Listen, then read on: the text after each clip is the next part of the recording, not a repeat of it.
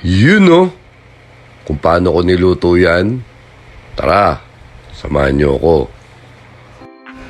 First, wash muna natin ng mabuti yung ating mga chicken. Cut natin yung onion leeks. Ganun din yung ginger. Timplahan natin ng salt and pepper yung chicken and mix well. Lagay na natin yung chicken. Add some water. Then lagay na natin yung onion leeks and ginger.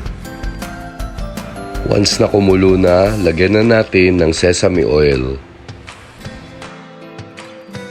Medyo nakulangan ako sa onion leeks kaya nagdagdag pa ako ng konti.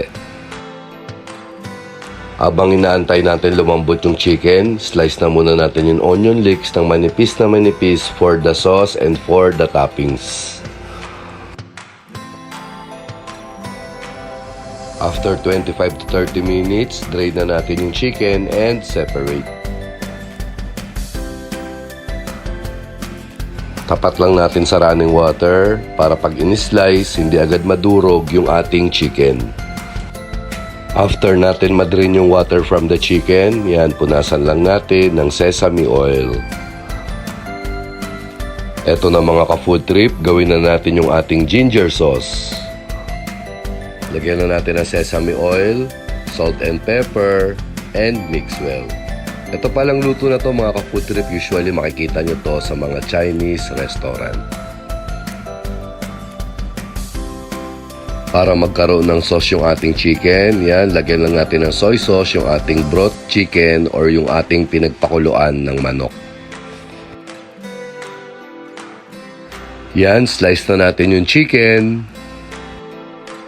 Ito palang luto na to mga ka-food trip, maganda to sa mga diet for low carbs.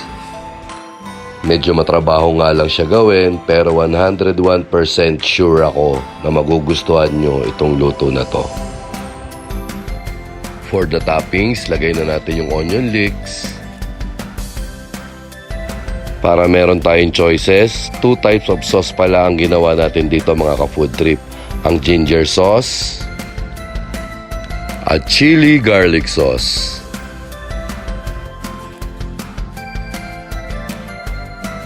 At eto na ang aking version ng Hainanese chicken or white chicken. Oh my God! Wow! Kita nyo ba yan mga ka-food trip? Pag hindi kayo natakam dyan, ewan ko na lang. Wow! At syempre, ang favorite part ko, ang tikiman portion.